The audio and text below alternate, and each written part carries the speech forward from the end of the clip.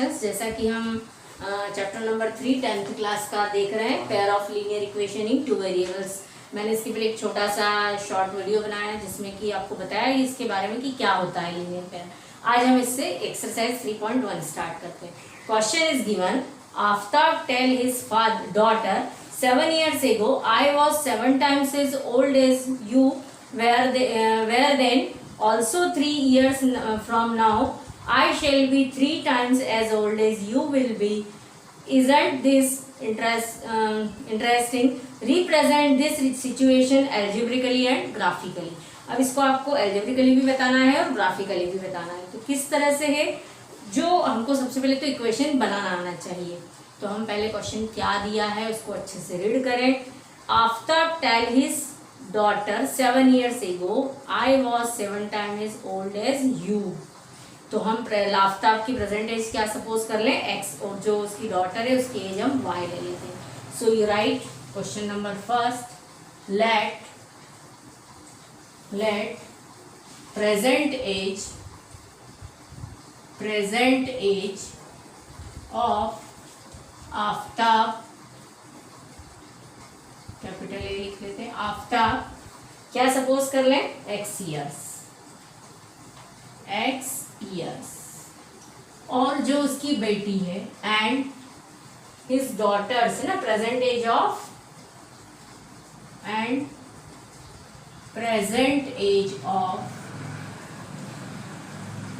His daughter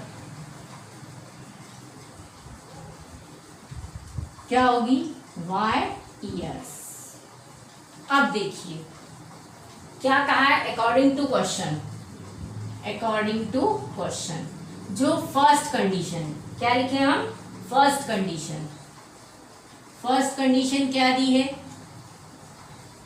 so first condition क्या होगी कि क्या लिखा है उसमें कि 7 years ago I was 7 times। तो 7 year ago मतलब आज यदि एज हम x ईयर मान रहे हैं तो 7 साल पहले क्या होगी, माइनस करना पड़ेगा 7।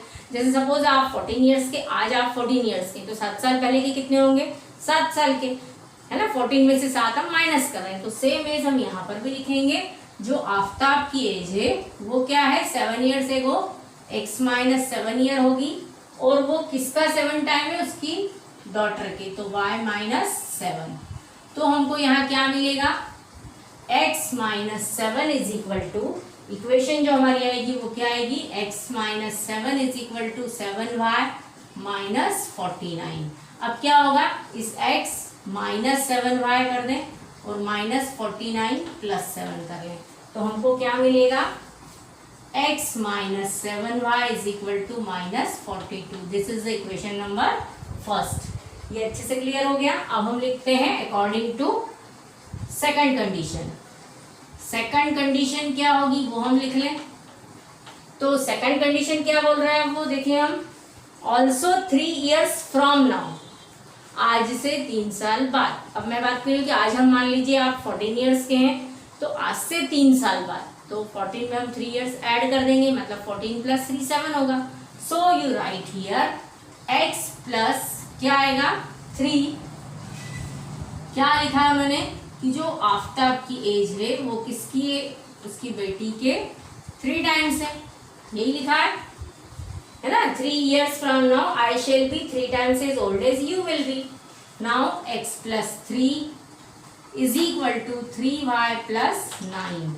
तो हमको इक्वेशन क्या मिलेगी, x minus 3y is equal to 9 minus 3। हमने क्या किया, इसको हम उधर ले गए और इसको हम इधर ले आए।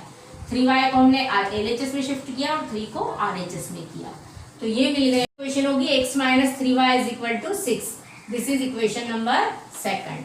तो इस तरह से अब यहाँ पर ये जो इक्वेशंस बनी है कौन कौन सी बनी, x minus 7y is equal to minus 42 और x minus 3y is equal to 6। अब ये तो कौन सा इसका हो गया, एल्जेब्रिकली।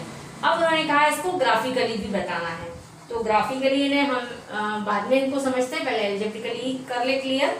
अब ग्राफिकली उसमें हमको पॉइंट्स रखना पड़ेंगे x और y के, फिर उसका ग्राफ प्लॉट करना पड़ेगा। तो अब हम देखते हैं इसी तरह से सेकंड क्वेश्चन है, पहले हम एल्जेब्रिकली ही सीख लें अच्छे से।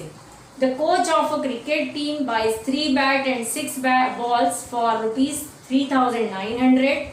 Later the buys another bat and 3 more balls of some kind for rupees 1,300. Represent this situation algebraically and geometrically. Similarly, this question is also, so we write here question number 2. देखिए क्या होगा, the coach of a cricket team, तो हम इसमें क्या suppose कर लें, let cost of 1 bat, let cost of 1 bat क्या सपोज कर लें, x रुपीज x, फिर कॉस्ट ऑफ 1 बॉल क्या सपोज करें, रुपीज y। अब उन्होंने क्या कहा है, अकॉर्डिंग टू फर्स्ट कंडीशन, है ना। So according to question first condition क्या होगी, फर्स्ट कंडीशन क्या कही है, कितने बेट है, अब 3 बेट और 6 बॉल है। So we write here 3x plus 6y is equal to 3,900। अब 3, 6 और 3,900, तो हम इसको ग्राफिकली भी समझ ले, मैं यही लिख देती हूँ ताकि आपको और अच्छे से समझ में आ जाए कि क्या हो सकता है ना।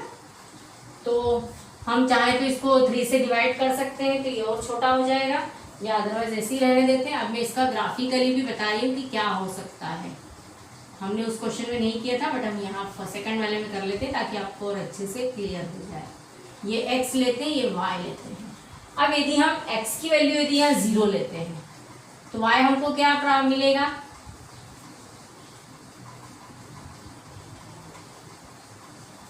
x की वैल्यू यदि हम 0 ले लेते हैं तो y क्या होगा, 6 से इसको डिवाइड करेंगे तो कितना आएगा, 6 6 36 होगा, फिर यहाँ 4 आएगा, फिर 6 5 होगा 30, देन अगेन 0, तो ये हो जाएगा 0। अब ऐसे ही हम किसको ले लें, y को 0 ले लें तो ये 3 से डिवाइड होगा तो कितना होगा, 1300। अब एक और कोई पॉइंट ले लेते हैं कि x इज इक्वल टू यदि 100 ले लें तो ये कितना हो जाएगा, 100 इंटू 3 है 300, है ना। 300 से जब इसको डिवाइड करेंगे तो 300 माइनस करेंगे तो 3900 में से 300 इन्हें कितना होगा, 3600, 6 6 36, तो ये हो जाएगा, ये होगा 600। अब सेकंड कंडीशन क्या होगी, according to question second condition क्या मिलेगी, देखिए यहाँ पर क्या लिखा है हमने कि कुछ उसने फिर से 3 more balls and some same kind of rupees 1300, है ना। तो हम लिखे x plus 3y is equal to 1300। हम ऐसे ही इसका भी बना ले बॉक्स, किस तरह से बन सकता है, तो देखिए हम यहाँ पर ये x ले लें और ये y ले लें। जब x की वैल्यू 0 लेंगे तो y हमको क्या मिलेगा, इसको 3 से जब आप डिवाइड करेंगे तो x 0 लेंगे तो y कितना आएगा, 3 4 12, फिर 1 आएगा, 3 3 9, देन अगेन 3 3 9, और पॉइंट में आएगा तो हम इतना ही ले पाएंगे। अब ऐसे ही यदि हम इसको y की वैल्यू 0 लेते हैं तो x हमको क्या मिल रहा है, 1300, ठीक है। अब ऐसे ही जब x हम 400 ले लें तो y कितना मिलेगा, 1300 से 400 गया मीन्स 900, तो 3 3 यानी 300 आ जाएगा।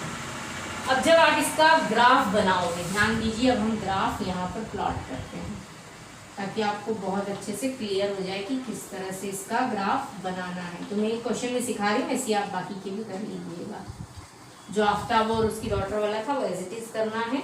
हम यहाँ 0 ले लेते हैं। अब देखिए यहाँ 100 600 650 इसी तरह से वैल्यूज है, तो हम कहाँ से स्टार्ट करें, बेस्ट है कि हम 500 से ले लें, है ना।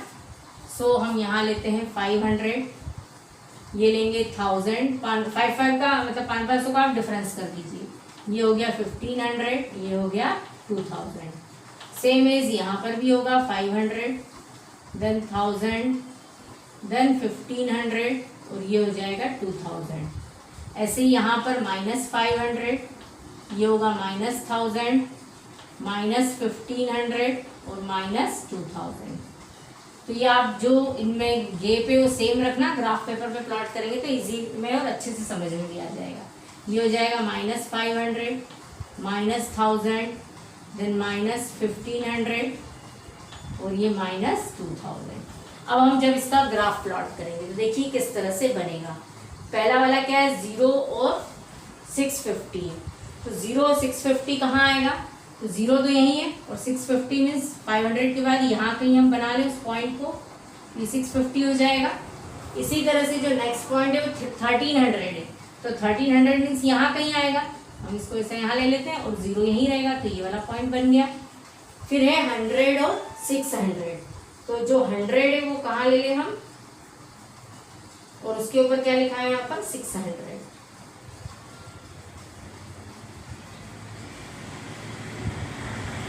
ठीक है, तो 100 मीन्स यहाँ कहीं आएगा और इसी के इसमें 600 हम यहीं कहीं बना लेते हैं, तो उसको तो हम लेंगे ही नहीं, बस ऐसे ही लाइन के जो लाइन के इसमें आ जाएगा उस पॉइंट को ले लेंगे। अब जो नेक्स्ट पॉइंट है, जब हम इसको ऐसा मिलाएंगे तो हमको ये लाइन मिलेगी, इस तरह से लाइन मिलेगी। ठीक है, अब जो सेकंड लाइन है वो कौन सी आ रही है, देखो आप उसमें सेकंड वाले में क्या लिखा है, 0 पे 433, तो 0 यही है, 433 मीन्स यहाँ कहीं आ जाएगा, हम इसको यहाँ ले लें।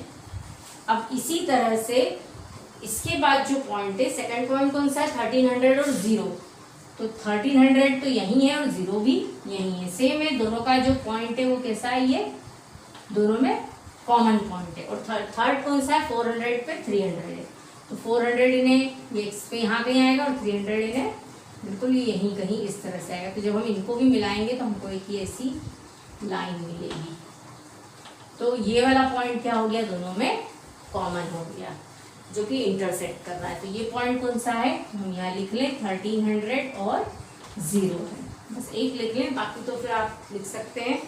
तो ये जो इक्वेशन है उनको भी जरूर लिख लीजिएगा कि पहली वाली इक्वेशन कौन सी थी, 3x + 6y = 3900, और जो सेकंड इक्वेशन है वो x + 3y = 1300 है। इस तरह से हमको ये पूरा ग्राफ में करके दिखाना है कि क्या होगा और किस तरह से हम लिख पाएंगे। तो इतना क्लियर हो गया होगा। अब हम इसका लास्ट वाला क्वेश्चन कर लेते हैं, थर्ड, तो एक ही एक्सरसाइज कंप्लीट भी हो जाएगी और अब आपको समझ में आ भी गया होगा। देखिए, तो ग्राफिकली और जो ज्योमेट्रिकली दोनों हमने इसका रिप्रेजेंटेड किस तरह से करते हैं वो बता दिया। अब लिखा है the cost of 2 kg apples and 1 kg grapes on a day was found to be ₹160. After a month, the cost of 4 kg apple and 2 kg of grapes is ₹300. Represent this situation graphically and algebraically. ठीक है, algebraically और graphically दोनों बताना है। अब हम इसमें Apple की कॉस्ट क्या मान ले, ₹X, और जो ग्रेप्स है उसकी क्या मान ले, Y। तो हम लिखे question number 3, let cost of 1 kg apple be ₹X। इसी तरह से हम कॉस्ट ऑफ क्या सपोज करें, 1 kg ग्रेप्स, 1 kg ग्रेप्स क्या होंगे,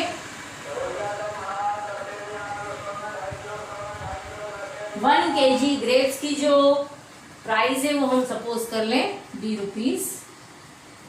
₹Y। अब देखिए कितना था, 2 kg एप्पल और 1 kg ग्रेप्स। तो first condition according to question क्या लिखे हम, फर्स्ट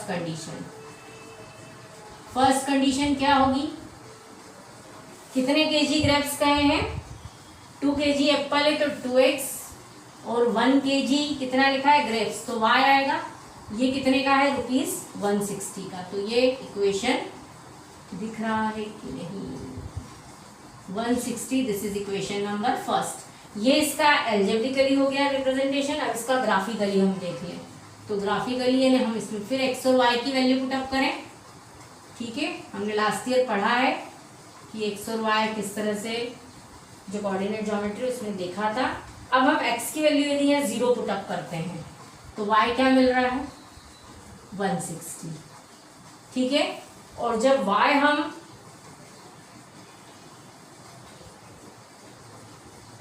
और x इज इक्वल टू यदि 180 ले लेते हैं तो y क्या मिल रहा है, 0 मिल रहा है। 82 सा 160, 160 कैंसिल होगा तो y की वैल्यू 0 हो जाएगी।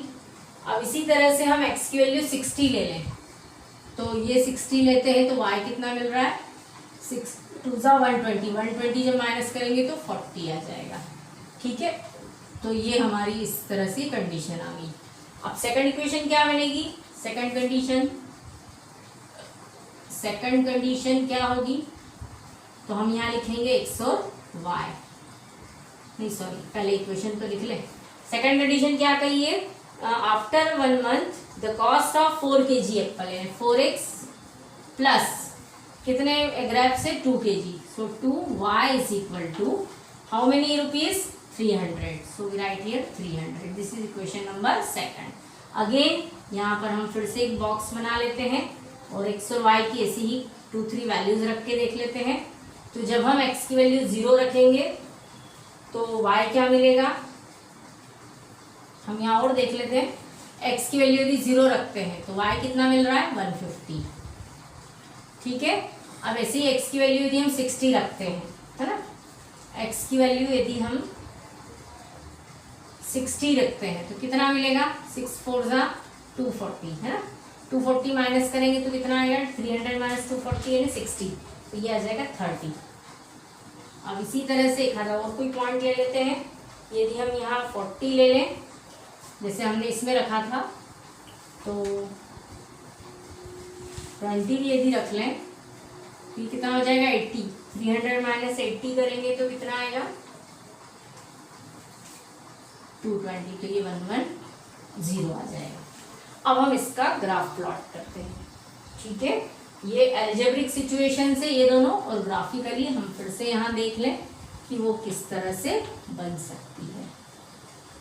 ये होता है 0, ये होता है x एक्सिस, ये होता है y, ये x डैश है और ये y डैश है। तो अब हम यहाँ पर पॉइंट्स लिख लें तो किस तरह से लिखें, ये 0 है तो हम 20 40 60 के अब ही चलते हैं और कुछ लें।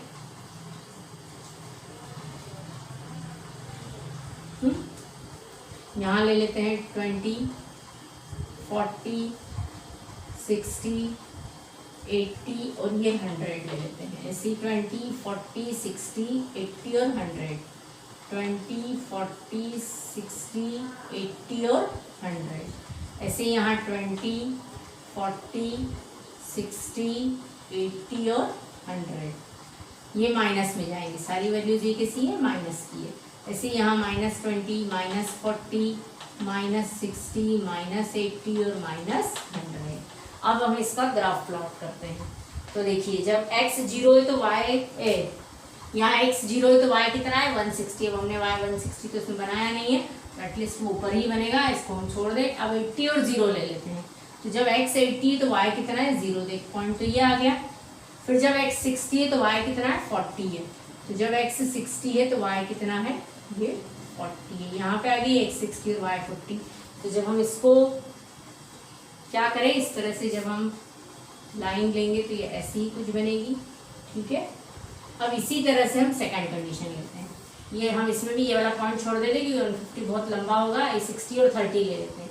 तो जब x 60 है तो y कितना है 30 है, मतलब ये यहाँ कहीं आएगा पॉइंट। ठीक है, फिर जब x 20 है तो y कितना है 110 है, तो x 20 है तो y कितना है यहाँ कहीं आएगा 100, ये 10 और ये 120 तो ये यहाँ कहीं आएगा। ठीक है, तो जब हम इसको इस तरह से मिलाएंगे तो इसमें भी यहाँ पे इस तरह से लाइन आ जाएगी। तो आप ऐसे ही इसका ग्राफिकली रिप्रेजेंटेशन भी कर लीजिए। अब हम देखते हैं नेक्स्ट एक्सरसाइज 3.2।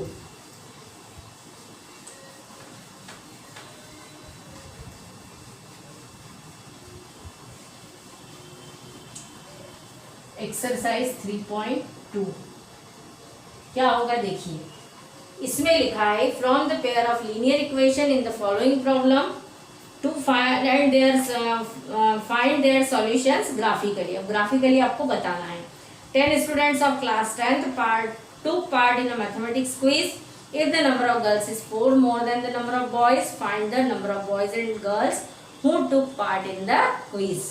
अब पूरे 10th क्लास में कितने 10 बच्चों ने पार्टिसिपेट किया है, किसको ही मैथमेटिक्स की क्विज है उसमें, और उसमें नंबर ऑफ गर्ल्स कैसी है 4 more than the number of boys, number of boys से 4 ज्यादा है, तो आपको नंबर ऑफ बॉयज और नंबर ऑफ गर्ल्स बताना है कि कितने उसमें उन्होंने उसमें पार्टिसिपेट किया था ना क्विज में। तो हम लिख लें let the number of girls be x and number of boys be y। So question number first, let the number of girls be x, है ना, number of girls be x and number of boys be y। ठीक है, तो जो first condition है वो क्या कहती है, first condition according to question क्या हो रहा है उसमें कि जो टोटल बच्चे हैं क्लास में वो कितने 10 है। So equation is x plus y is equal to 10, this is equation number first. और सेकंड कंडीशन क्या कही है कि जो नंबर ऑफ गर्ल्स है वो बॉयज से कितनी है 4 मोर देन है। तो सेकंड कंडीशन क्या होगी, x is equal to y plus 4। ठीक है, या हम इसको लिख सकते हैं x minus y is equal to 4, this is equation number second. अब ये जो दोनों कंडीशंस बनी है तो ये कैसी हो गई, ये कैसा हो गया, एल्जेब्रिकली हो गया। अब हम इसको ग्राफिकली किस तरह से सॉल्व करते हैं वो देख लें हम। तो हम इसमें क्या क्या पॉइंट्स रखें और किस तरह से हमको मिलेंगे वो हम यहाँ पर देख लेते हैं।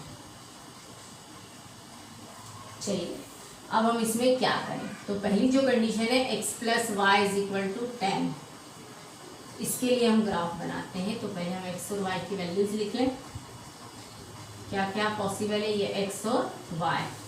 अब यदि x की वैल्यू 4 रखते हैं तो y कितना आएगा 6 होगा। ठीक है, 10 माइनस 4 यानी 6 होगा। फिर x की वैल्यू 6 रखते हैं तो y कितना आएगा 4 आएगा। फिर x की वैल्यू हम 7 रखते हैं तो y कितना आएगा 3 आएगा। x की वैल्यू 8 रखते हैं तो y 2 आएगा। अब ऐसे ही x minus y is equal to 4 के लिए बनाते हैं। तो जो कंडीशन है वो कैसी बनेगी हम देख लें। इसमें ये हो गया x और y। अब इसमें हम देखते हैं यदि x की वैल्यू हम 8 रख दें, है ना, तो y कितना आएगा, 8 में से 4 गया तो 4 ही बचेगा। अब यदि हम x की वैल्यू यहाँ पर यदि 6 रखते हैं, x की वैल्यू 6 रखते हैं तो y कितना आएगा 2। ऐसे ही हम x की वैल्यू यदि 7 रखते हैं तो 7 माइनस 4 यानी y की वैल्यू 3 आ जाएगी। देखो इन दोनों में ये वाला पॉइंट दोनों में सेम है ना। अब इसी तरह से इतना सफिशिएंट है, इससे ज़्यादा फिर और नहीं हो पाएगा, इतना ही ले लेते हैं। चलिए अब हम इसका ग्राफ बना लेते हैं। So we write here this is x axis and this is y axis. ये y डैश और ये y है, ये x और x डैश है, ये 0 है। अब हमको जो नंबर से वो कहाँ तक लेना है, 1 से लेके कहाँ तक, ये मैक्सिमम 8 तक जा रहा है। तो एक काम करते हैं, हम इसको और थोड़ा इधर ही ले लेते हैं क्योंकि वैसे भी नेगेटिव तो है नहीं कोई वैल्यू, तो हम इसको पॉजिटिव वे में ही ले ना, तो काय के लिए इतना बना लें। चलिए हम यहीं पर बना लेते हैं, इधर ज़्यादा ले लेते हैं। ये हो गया 0 1 2 3 4 5 6 7 8। इसको भी हम थोड़ा ऊपर तक ले लेते हैं। ये हो जाएगा 1 2 3 4 5 6 7 और 8 है ना। 1 2 3 4 5 6 7 8 1 2 3 4 5 6 7 8। इस तरह आप जब ग्राफ कॉपी में प्लॉट करोगे तो बहुत अच्छे से बनेगा आपसे वो।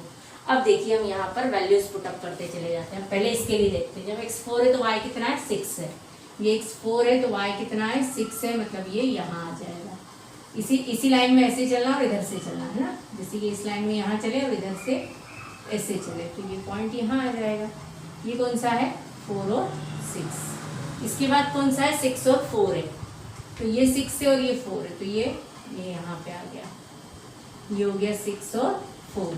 इसके बाद थर्ड पॉइंट कौन सा 7 3, तो ये 7 है और ये 3 है, तो हम ये यहीं पर बना लें। ये हो गया 7 3 इसी तरह से जो नेक्स्ट पॉइंट है वो कौन सा है, 8 और 2, तो ये 8 और 2 ये यहीं पर आ जाएगा, ये बन गया 8 और 2। अब जब आप इनको ऐसे लाइन ड्रॉ करोगे तो ये किसी स्ट्रेट लाइन मिलेगी। अब ये मैं तो इससे बना रही हूँ हाथ से, तो शायद थोड़ी सी तिरछी जा रही है, तो आपके इसमें बिल्कुल एग्जैक्ट बनेगी, ठीक है, इस तरह से ये एक्यूरेट बनेगी। अब जो सेकंड लाइन है वो कैसी आ रही, 8 और 4, तो 8 यहाँ है और ये 4, 8 और 4 दिया है ना, तो ये 8 और ये 4 है, मतलब ये यहाँ कहीं आएगा ये पॉइंट। इसी तरह से सेकंड पॉइंट कौन सा है, 6 और 2, तो ये 6 है और ये 2 है, ये हो गया। और एक थर्ड पॉइंट कौन सा, 7 और 3, मतलब यही वाला है। जब हम इसको मिलाएंगे तो ये इस तरह से एक लाइन मिलेगी। तो ये जो पॉइंट है दोनों का क्या हो गया, इंटरसेक्शन हो गया, ठीक है। तो जो 7, 3 है वो क्या हो गया, उसमें कॉमन पॉइंट हो गया, है ना। सो वी राइट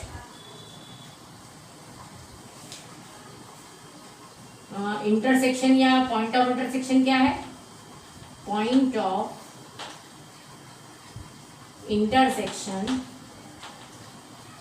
क्या दिख रहा है हमको, 7 और 3 है। देयरफॉर जो 7 है वो क्या हो गया, एक्स एक्सिस पे, तो number of girls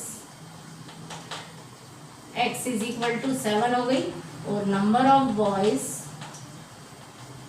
y is equal to 3 हो गया। और इन दोनों का देखो सम करेंगे तो वो भी 10 आ रहा है। इस तरह से ये हमारा क्वेश्चन कंप्लीट हो गया है। तो अब आप ग्राफ इसी तरह से प्लॉट कीजिएगा, मैं अब आपको सिर्फ इक्वेशन बनाना सिखा दूंगी। अब जो नेक्स्ट क्वेश्चन है इसी का second part, 5 pencil and 7 pens are together cost ₹50, where is 7 pencil and 5 pens together cost ₹46. Find the cost of 1 pen and 1 pencil. तो अगेन हम 1 पेन की ₹X ले लें और पेंसिल की Y ले लेते हैं। सो वी राइट इस तरह से। अब ग्राफ आप खुद बनाइएगा और मैं आपको सिर्फ जो इक्वेशन बनाना है वो सिखा देती हूँ। देखिए क्या लिखें, इसी का सेकंड है क्वेश्चन, फर्स्ट का ही सेकंड पार्ट है। लेट क्या सपोज कर लें, let cost of one pencil क्या होगी, ₹B X। फिर cost of 1 pen ₹B Y, यही होगा। X और Y ले लेंगे। अब इन दोनों में हम क्या लिखेंगे, अब उन्होंने जो कंडीशन कही है इसके अकॉर्डिंग, तो फर्स्ट कंडीशन क्या होगी, कितने पेन पेंसिल गए हैं, 5 पेंसिल है और 7 पेन है। So we right 5x plus 7y, ये दोनों मिला के कितने का है, ₹50 का है। So we write here ₹50। This is equation number first, ठीक है। इसी तरह से जो सेकंड है उसको हम क्या लिखें, सेकंड कंडीशन क्या मिलेगी, कितने पेन पेंसिल है, 7 पेंसिल और 5 पेन, ये कितने का है, ₹46 का है। ये इक्वेशन सेकंड बनी। अब आप इनका ग्राफ प्लॉट करके और फिर देख लीजिएगा किस तरह से करते हैं। अब है question number third, on comparing the ratios find out whether the lines representing the following pairs of linear equations are intersect at a point parallel or coincident। हमको ये बताना है कि लाइंस कैसी है, या तो इंटरसेक्ट कर रही है या पैरेलल है या कोइंसिडेंट। तो हमने पहले इसमें ही देख लिया है कि उनकी क्या कंडीशंस होती है। तो देख लें हम फर्स्ट क्वेश्चन क्या है थर्ड का। देखिए जो फर्स्ट है वो इक्वेशन दी है 5x minus 4y plus 8 equal to 0 और 7x, मैं यही लिख रही हूँ, 7x plus 6y minus 9 equal to 0। अब इन दोनों इक्वेशंस का हम कंपेयर किससे करें, compare with a1x plus b1y plus c1 equal to 0 and a2x plus b2y plus c2 equal to 0। सो a1 b1 यानी ये पहले वाले और a2 b2 यानी बाद वाले हैं। तो a1 यानी कितना आएगा 5, b1 is equal to -4, c1 is equal to 8। Same ऐसा ही a2 is equal to 7, b2 is equal to 6 और c2 इज इक्वल टू -9। अब हमको यहाँ सब दिख रहे हैं कि सभी अलग अलग है। इन दोनों का रेशो इसके इक्वल है क्या? नहीं। तो हम क्या लिखें यहाँ पर a1 upon a2 is equal to क्या दिख रहा है हमको 5/7 लिख लें, या हम डायरेक्ट भी लिख सकते हैं a1 upon a2 is not equal to b1 upon b2। कैसे? जो 5/7 है वो किसके इक्वल नहीं है? -4/6 के। अब जब ये कंडीशन इसमें अप्लाई हो रही है तो ये लाइंस कैसे रिप्रेजेंट कर रही है? Pair of lines represented by equations are intersecting lines and they have exactly one solution. Pair of lines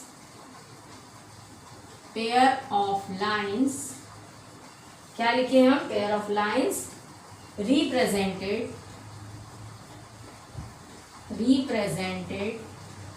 क्या होगा?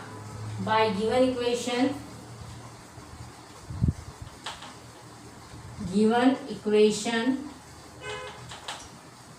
equations are intersecting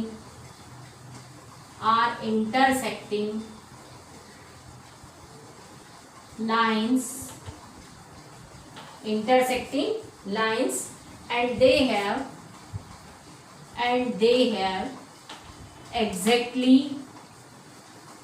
have exactly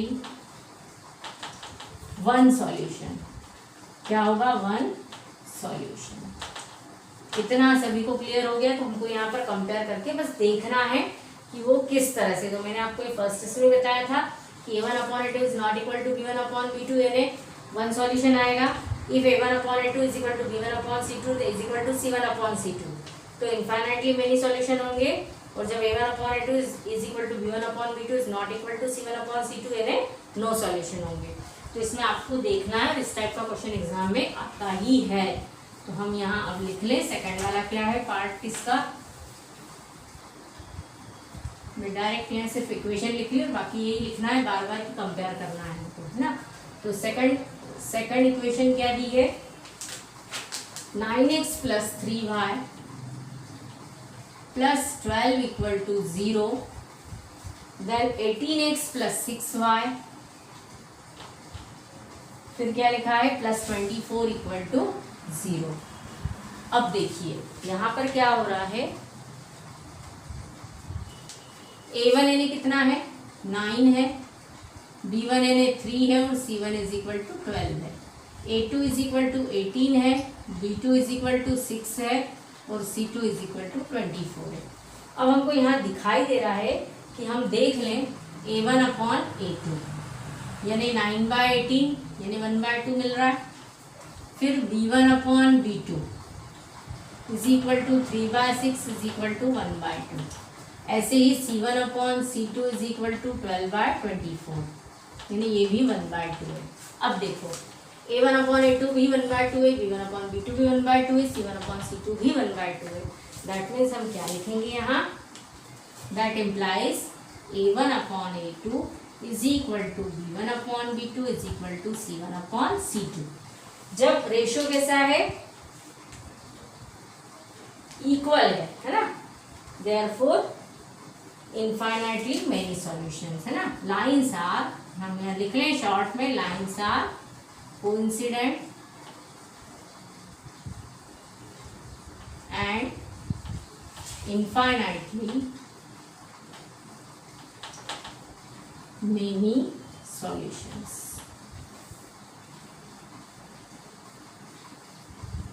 इतना समझ में आ ही गया होगा कि किस तरह से किया है। अब जो लास्ट है इसका थर्ड पार्ट वो और देख ले हम, तो और अच्छे से क्लियर हो जाएगा, तीनों कंडीशन याद भी हो जाएगी और करना भी आ जाएगा। अब जो थर्ड पार्ट है वो क्या दिया है देखिए। Third part is given 6x minus 10y 3y plus 10 equal to 0 and second condition is 2x minus y plus 9 equal to 0। अब हम यहाँ पर भी देख लें कि क्या कंडीशन दी है, a1 a2 b1 b2 और c1 c2 क्या दे रखा है ना, ताकि हमको समझ में आ जाए। अब देखिए यहाँ a1 कितना दिया है, a1 यानी 6 है और b1 यानी -3 है और c1 कितना है 10 है। फिर a2 कितना है 2 है, b2 कितना है -1 है और c2 कितना है 9 है। अब हम यहाँ पर देखें तो देखिए a1 upon a2 is equal to 6/2 यानी 3/1 हो गया है ना। इसी तरह से या हम सिर्फ 3 भी लिख सकते हैं। इसी तरह से b1 upon b2 is equal to -3 upon -1 यानी 3/1 और c1 upon c2 is equal to 10/9। तो हमको यहाँ क्या दिख रहा है, ये 3 है ये भी 3 है, तो a1 upon a2 is equal to b1 upon b2, but ये वाला रेशो अलग है तो not equal to c1 upon c2, मतलब नो सॉल्यूशन हो गया है ना। लाइन्स आर पैरेलल है ना, therefore lines are parallel and no solution. इतना सभी को समझ में आ गया है कि किस तरह से करना है, नो सॉल्यूशन लिख लीजिएगा, ठीक है। अब इसी तरह से ये जो थर्ड क्वेश्चन है कंपेयर करके और आपको बताना है को कंसिस्टेंट और इनकंसिस्टेंट। तो कंसिस्टेंट कब होता है, जब इक्वेशन में मैं यहाँ लिख देती हूँ ताकि आप क्लियर कर पाए कि कंसिस्टेंट और इनकंसिस्टेंट क्या है। तो फिर अब आप सेल्फ कीजिएगा, उससे आपको करना भी आएगा। कंसिस्टेंट का मीनिंग क्या है, कंसिस्टेंट लिख लें, कंसिस्टेंट यानी क्या होता है, a1 upon a2 is not equal to b1 upon b2। जब ऐसी कंडीशन होती है तो ये कैसा होता है, कंसिस्टेंट होता है, मतलब ओनली वन सॉल्यूशन। और इनकंसिस्टेंट कब होता है, इनकंसिस्टेंट कब होता है, जब उसमें क्या हो, कोई सॉल्यूशन नहीं हो, है ना। तो a1 upon a2 is equal to b1 upon b2 is not equal to c1 upon c2। ये कब होता है, इनकंसिस्टेंट में होता है। इसी तरह से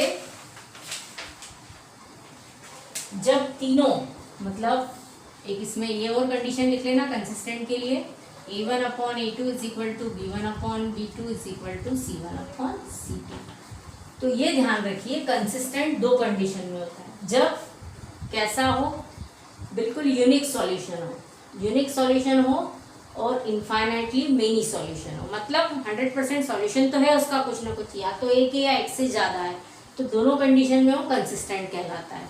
और इनकंसिस्टेंट मीन्स नो सॉल्यूशन, क्या होता है, उसका कोई भी आंसर नहीं मिल रहा है हमको। तो नो सॉल्यूशन जब कंडीशन होती है तो उसको कहा जाता है इनकंसिस्टेंट। बस आप इतना याद रखिए। और जो थर्ड क्वेश्चन है वो आप सेम ऐसा ही सेल्फ कीजिएगा, ठीक है। अब जो फोर्थ क्वेश्चन है वो इसी तरह से ग्राफिकली ही आपको करके देखना है, ठीक है। तो अब हम करेंगे इसके बाद question number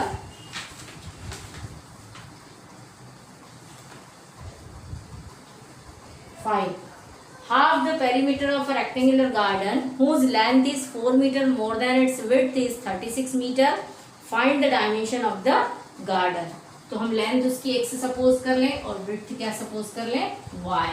So we write here in question number 5.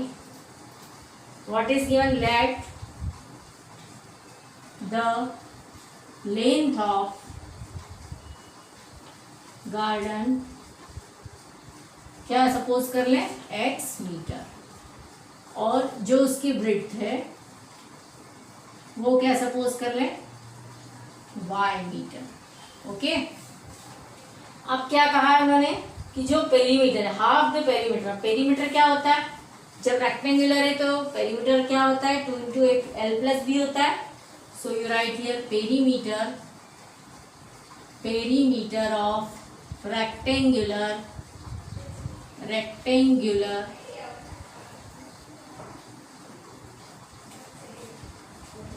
Garden is equal to क्या होगा 2 into x plus y, length plus breadth into 2।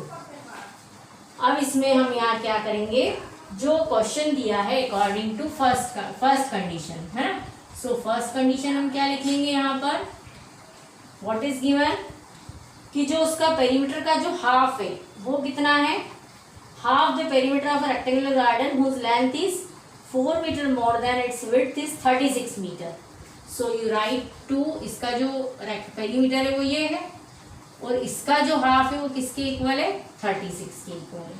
So you right, ये 2 से 2 कैंसिल हो जाएगा, तो x plus y is equal to 36। This is equation number first.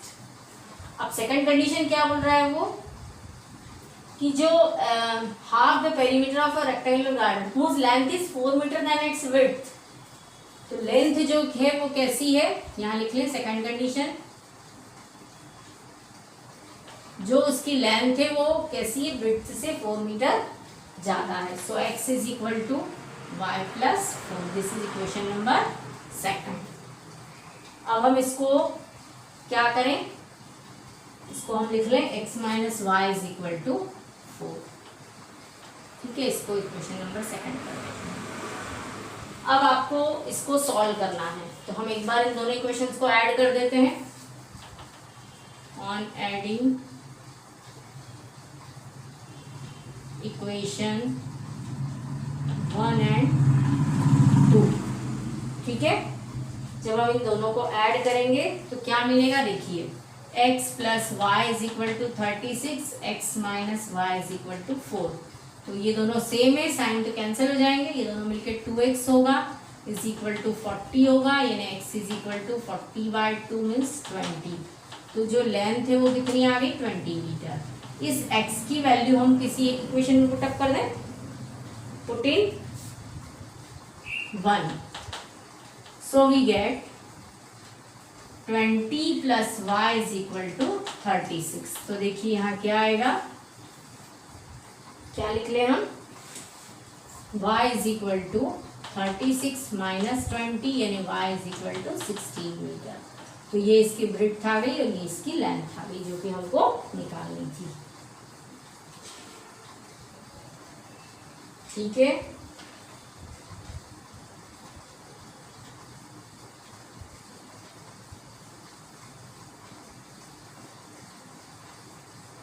अब एक given the linear equation, write another linear equation in two variables such that the geometrical representation of the pair of so formed is intersecting, और ये सब हमको बताना है। तो हमको एक लाइन वैसी इक्वेशन और लेनी है, तो हम कैसे करें इसको, देखिए क्वेश्चन नंबर कौन सा है ये, 6th equation is given, equation is given 2x plus 3y minus 8 equal to 0। अब इसमें पहली कौन सी बनानी है, इंटरसेक्टिंग लाइन। तो इंटरसेक्टिंग की कंडीशन क्या होती है, let required equation be x plus by plus c is equal to 0। ठीक है, तो हम यहाँ क्या लिखेगा, जो हमारी इक्वेशन होती है वो कैसी होती है, a1/a2 is not equal to b1/b2 होता है। तो हम यहाँ क्या ले लें, क्या होती है उसकी कंडीशन, फॉर किसके लिए लिखे हम,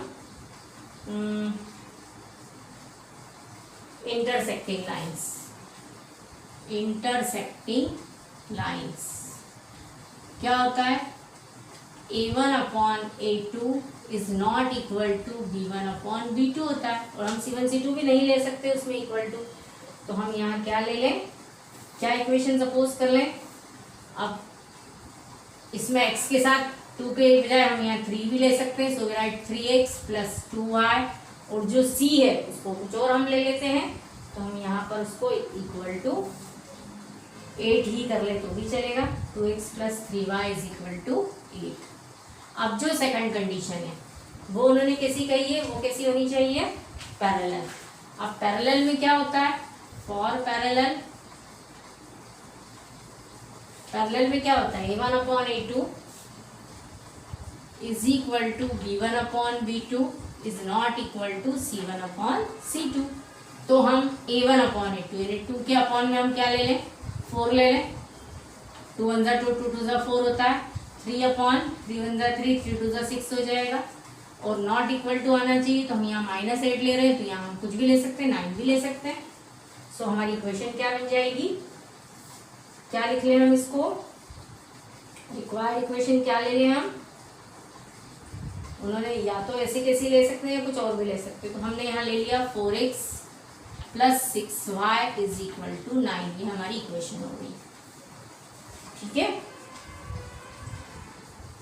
अब हमको थर्ड कहिए कैसी कि कोइंसिडेंट लाइंस, जो थर्ड इक्वेशन है उसमें क्या होता है A1 upon A2 is equal to B1 upon B2 is equal to C1 upon C2। तो हम सेम एज एक ही इक्वेशन भी हम लिख सकते हैं। ठीक है, तो हम यहाँ क्या ले लें, जैसे हम यहाँ ले लें 2 बाय क्या ले लें, चलो इसी के अकॉर्डिंग ले लेते हैं 2/4 3/6 और 8 अपॉन कितना ले लें हम, यहाँ सबका रेशो कैसा आ रहा है 2 2 का है ना, 1/2 1/2 और ये 1/2, तो हमारी इक्वेशन हो जाएगी 4x + 6y is equal to 16। ये हमारी इक्वेशन आ गई। तो इस तरह से हम यहाँ पर कोई सी भी बना सकते हैं, आपको जरूरी नहीं कि वैसे ही लिखें हम, है ना, 2x + 3y is equal to 8 भी कर सकते हैं। ओके, अब जो लास्ट क्वेश्चन बचा है उसमें आपको कोऑर्डिनेट्स बता के और क्या बनाना है, ट्रायंगल बनाना है, फिर उससे इक्वेशन करनी है। तो ये भी आप सेल्फ करके देख लीजिएगा। अब हम इसके बाद देखेंगे सब्स्टिट्यूशन मेथड क्या होती है और जो एलिमिनेशन मेथड है, क्रॉस मल्टीप्लिकेशन है, वो एक एक करके हम समझेंगे। तो आज हम इतना ही लेते हैं। तो आई होप आप सभी को इतना तो समझ में आ ही गया होगा कि किस तरह से ये सारे क्वेश्चंस किए हैं, और आप जितनी सेल्फ प्रैक्टिस करेंगे उतने अच्छे से आपको करना आएंगे। तो आज के वीडियो में इतना ही लेते हैं।